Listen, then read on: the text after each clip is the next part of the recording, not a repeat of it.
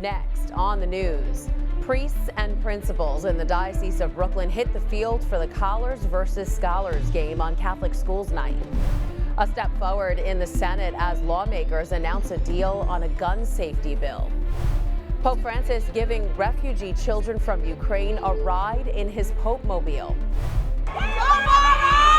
Plus, the teen who beat the odds and overcame a brain disorder to graduate from high school. The news starts right now.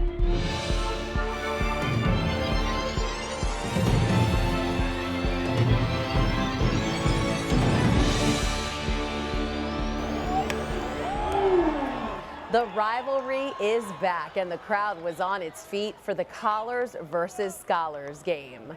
I'm Christine Persichetti. After a 2-year hiatus because of COVID, it was the long-anticipated rematch between diocesan clergy and school employees. Catholic Schools Night at Maimonides Park was a big hit on Tuesday, and aside from the athletes, some students walked off the field with top honors. We're out for revenge. The competition was fierce even before the first pitch. We're going to take it. You know, the third time's the charm. Priests and bishops of the Diocese of Brooklyn swapped their collars for baseball jerseys and took the field at Maimonides Park for the Collars versus Scholars softball game on Catholic Schools Night. But it was the scholars, teachers and principals who schooled the defending champs. I think it's about time for the Scholars to get a win. Their last victory for the Collars was questionable. And win they did, 9-6. But they weren't the only winners of the night. Some 60 All-Star students were honored. Bishop Robert Brennan shook the hands of the valedictorians and salutatorians from the Catholic academies and parish schools in Brooklyn and Queens, who all received medals for their academic achievements. It's most importantly about them and their hard work throughout the year, and all the students in the diocese working hard for a successful school year. So it's a great opportunity to be back, to be with them, to celebrate them, and also for the principals and a number of priests and bishops of the diocese to be together. And of course, after the big game, there was another game. The Brooklyn Cyclones took on the Jersey Blue Claws. The event is sponsored by DeSales Media Group, the parent company of Currents News. St. Francis Prep in Queens had to be evacuated because of a bomb threat. Police say the suspect called just before 11:30 Tuesday morning and threatened to set off pipe bombs at the Fresh Meadows School. It's not clear what connection the caller had to the school. This comes after several shooting and bomb threats against St. Francis Prep were posted on social media back in January. A transit officer was assaulted in the line of duty Tuesday on the first full day of officers on solo patrols of subway stations. Police say the officer at the Pennsylvania Avenue station told the suspect to put out a cigarette, and the man then threw himself down a station staircase. When the officer went to help, detectives say the suspect tried to drag the officer down the rest of the staircase and also grab his gun. The suspect was taken into custody and the officer was treated for his injuries at the hospital. And because of that attack, Mayor Eric Adams has modified his policing plan to allow officers to patrol subways in pairs. The Police Officers Union had argued against the original plan, saying the solo patrols would hinder the officers' ability to protect themselves and subway riders. But Adams had argued that the solo patrols would increase police coverage. The investigation into the response by the Uvalde Police Department to the Robb Elementary School shooting is intensifying. This as progress is being made in Washington for passing gun control legislation. Both parties seem to be finally uniting, and even more promising, lawmakers believe it could be on the president's desk by the end of July. Mike Valerio reports. Uvalde parents, once paralyzed by grief, now animated by anger and disbelief. I just don't get how you can hear these kids, crying and asking for help. Angel Garza lost his daughter Amory, his pain driven deeper after Texas's top trooper revealed officers were on the scene within 3 minutes of the gunman entering the school. The officers had weapons, the children had none. The officers had body armor, the children had none. Instead, Colonel Stephen McCraw says officers didn't even try to open the unlocked classroom door. Meantime, the gunman was inside for more than an hour. The kids were probably lying there, just thinking where their parents were. And we were right outside. And the motion is agreed to. From the outrage to a breakthrough on Capitol Hill. A gun safety bill that can be described with 3 words: common sense, bipartisan, life-saving. A landmark compromise with $750 million for crisis intervention programs, closing the boyfriend loophole, meaning guns taken from some people convicted of domestic violence against an unmarried partner. I believe this gets to the president's desk by the end of July. There are also requirements for more sellers to register as federally licensed firearm dealers and new statutes against gun trafficking. Mike Valerio, Currents News. The U.S. Conference of Catholic Bishops is calling for stricter gun control. In a letter addressed to lawmakers, the bishops called gun violence another pro-life issue. They said bipartisanship is never more important than when it is required to protect life and end the culture of death. We invite you to support these measures and to be part of building up the culture of life that is so needed in our society, not just as elected officials, but as mothers and fathers, grandparents, and aunts and uncles of little children or teachers whom you expect to return home safely today. The bishops also want you to help protect life by reaching out to Congress to urge them to pass gun control measures. They've made it pretty easy for you. Just go to votervoice.net/USCCB/campaigns and click on Urge Congress to Act on Gun Violence. There you'll see a pre-written letter for lawmakers ready to go. You just have to enter your information. More reaction coming down Wednesday after the Supreme Court decided Maine could not exclude religious schools from a tuition assistance program. The program helps students without a local public school pay to attend other public or private institutions as long as it's not a religious school. The chairman of the New York State Conservative Party, Gerard Kasser, released this statement, reading in part, "Government religious discrimination, which for decades has denied school funding to students attending parochial, yeshivas, and other non-public schools, is just that, government-sanctioned religious discrimination." We are still waiting for a decision from the Supreme Court about whether Roe v. Wade will be overturned. On Tuesday, the High Court released a set of case opinions, but did not include a decision that could impact the future of legalized abortion. The next set of opinions will be published on Thursday, and the Supreme Court has added an additional day to release opinions on Friday. Investigations are underway after vandals attacked 2 pro-life organizations within the past week. In Michigan, the windows were shattered at the Lennon Pregnancy Center, and spray paint reading, "If abortions aren't safe, then neither are you," was written across their building. Similar graffiti was seen in Minneapolis after vandals attacked the Minnesota Citizens Concerned for Life building. 4 of their windows were smashed, and the words "Abortion is liberation" was spray painted on their building. Pope Francis is praying for the victims of a massive earthquake in Afghanistan that killed at least 1,000 people and injured more than 1,500. The 6.1 magnitude quake was centered in the Paktika province. That's a rural mountainous region in the eastern part of the country. The earthquake is being called one of the deadliest in decades. At the end of his weekly audience at the Vatican, the Pope said he is praying for those who lost their lives and their families. The Holy Father went on to say, "I hope that with everyone's help, we can alleviate the suffering of the dear people of Afghanistan." The 10th World Meeting of Families kicked off in Rome Wednesday. The 4-day event will focus on the vocation of marriage, as well as the formation, accompaniment, and transmission of the faith to the new generations.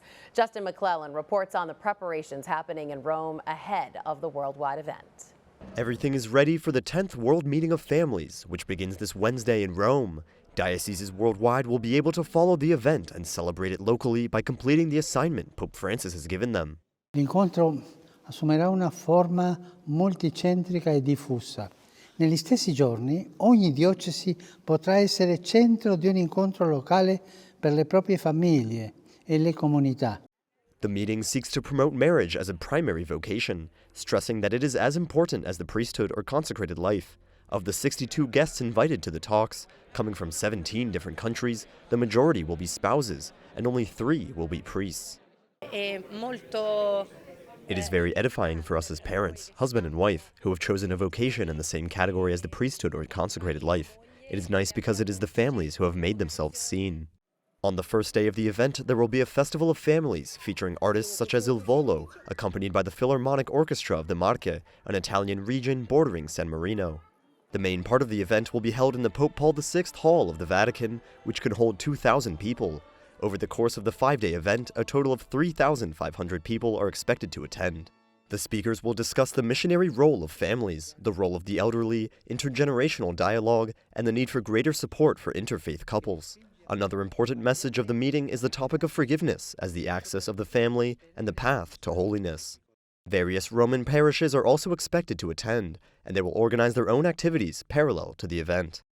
That was Justin McClellan reporting. The last World Meeting of Families was in Ireland in 2018. Be sure to tune into Currents News tomorrow, Thursday, June 23rd. Justin will have full coverage of the opening event, the Festival of Families. It was a double celebration at St. Anselm Parish in Bay Ridge for its 100th anniversary of the church and the retirement of the pastor, Monsignor John Maloney. They celebrated the big day on Pentecost Sunday with a special mass and a feast. Following the service, Monsignor Maloney thanked everyone who volunteers at the parish, calling them the backbone of the church. The Monsignor will now move to Our Lady of Angels Rectory in Brooklyn. St. Anselm Parish was founded in 1922 by then Bishop Thomas Malloy. It was named in honor of his alma mater, St. Anselm College in New Hampshire. There's a lot more news headed your way. You may soon get a little relief at the pump. The president's plan to lower gas prices. We'll be right back.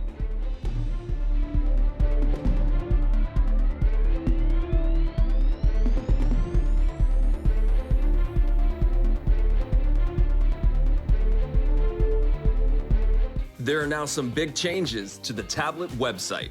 You can get personalized access to the Catholic news you value. Sign up for free at thetablet.org.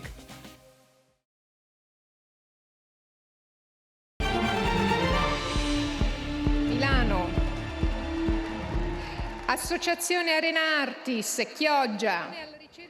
Thousands of pilgrims cheering as Pope Francis and a group of Ukrainian children ride around St. Peter's Square in his Pope-mobile. The young refugees are in Rome right now taking classes there.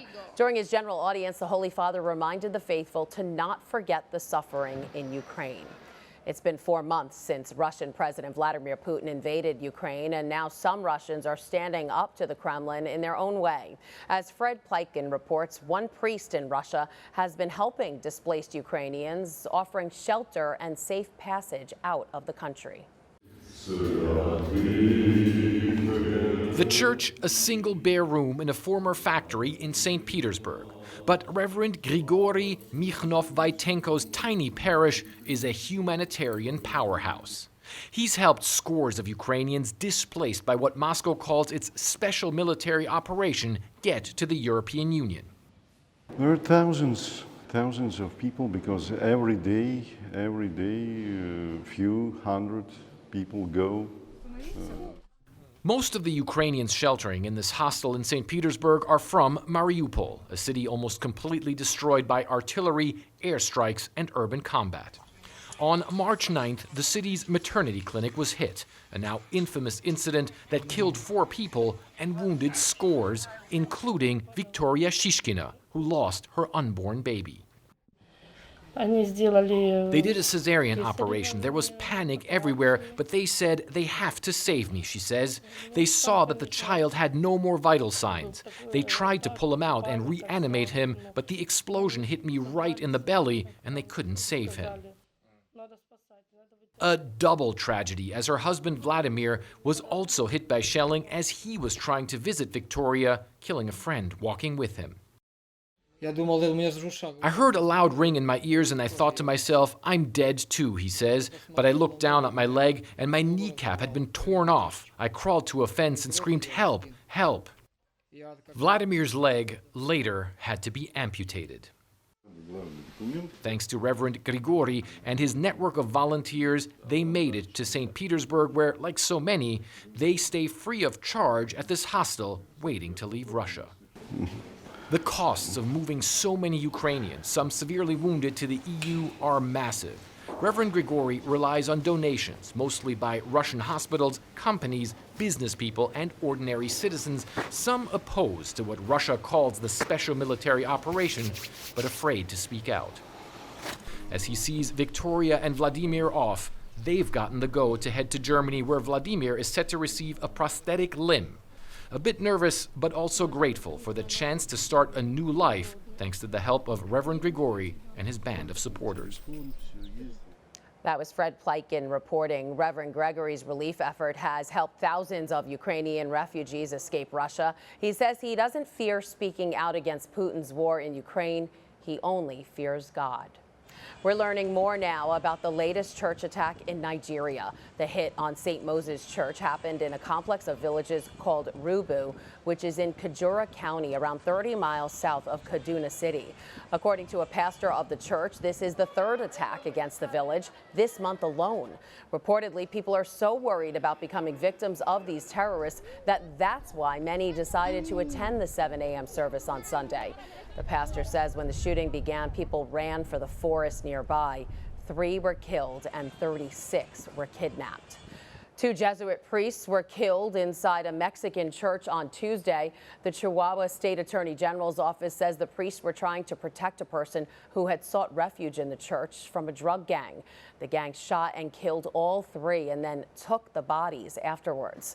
The Jesuits say the 2 priests have served the people of God for a combined time of nearly a century.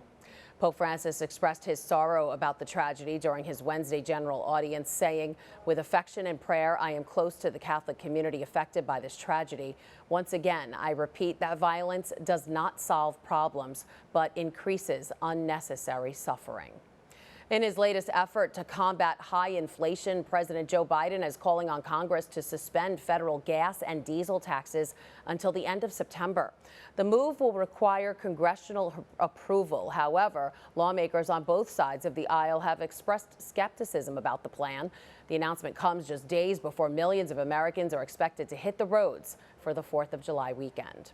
But the pain isn't just at the pump. Inflation is also hitting pet owners, forcing many to surrender their furry friends to local animal shelters. Scott Carpenter is in Iowa and visited one humane society that has been struggling to keep up with the number of pets returned to their care.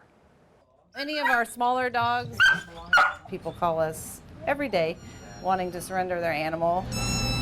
Before 11 o'clock Tuesday morning, We have a lot of kittens right now. Julie Skellinger received 3 calls of people wanting to surrender their pets. It's becoming so common, they're almost out of space in their shelter to take them in. We only have so much space in our facility, so if we don't have the room, then we have to tell them no.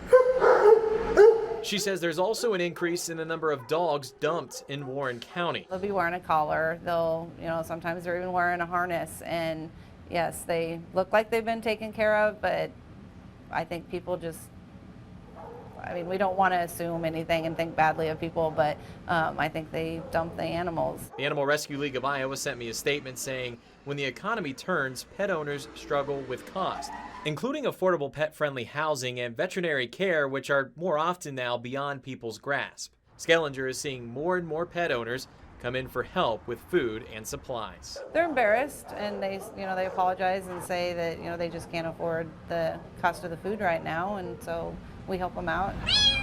And this small animal shelter is having a tough time keeping up with costs themselves. Their vet bills are over $6,000 a month and rising. Our vet costs have increased tremendously because the number of animals that are coming in, we have to get ready for adoption, and it costs us more money.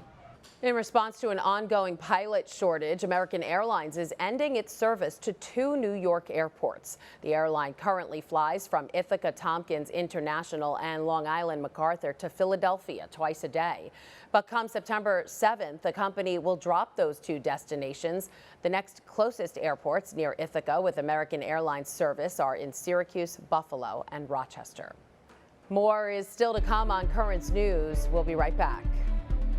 Do you have a story idea or want to share a tip? Email us at newstips@desalesmedia.org or call our 24-hour number, 718-517-3122. We'll be right back.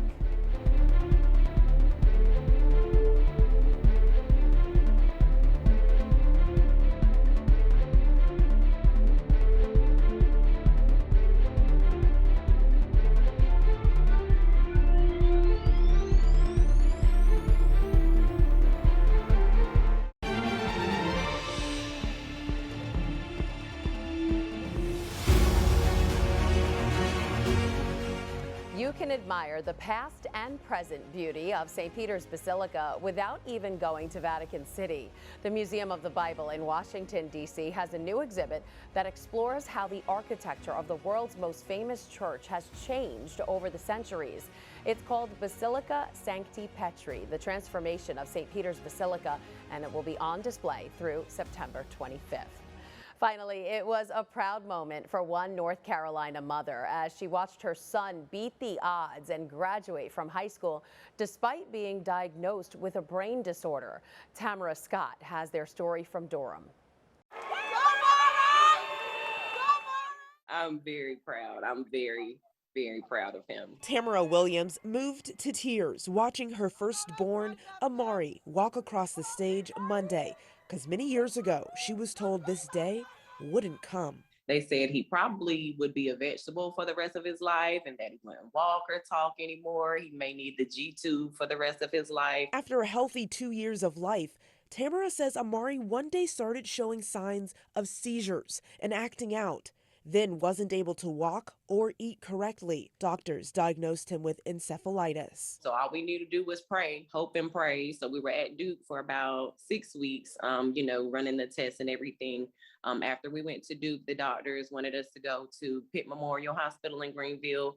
So we went there for about 4 or 5 weeks. Amari received rehab. Tamara took time off of school to care for him, and she says her prayers worked and led them to where they were this week. So many thoughts about how he wasn't walking, when he couldn't walk, when he couldn't talk, when he couldn't eat or anything. And now he was this healthy, strong, young African-American male graduating from high school. That was a huge accomplishment. Amari says he has very little memory of his time in the hospital, but knows walking across the stage was a miracle. I had made that my biggest goal because I was my mom's firstborn. The way she talks about me, how she wants, she tells me the goods and the bads and what to do so I could stay on the right path. That was Tamara Scott reporting. Amari says his favorite part of his graduation was walking across the stage and seeing his family cheer him on. And now that he graduated, he says he'll work in carpentry and construction, and we wish him well. And that is Currents News. I'm Christine Persichetti. Thank you for joining us because we are putting your faith in the news. Hope to see you again next time.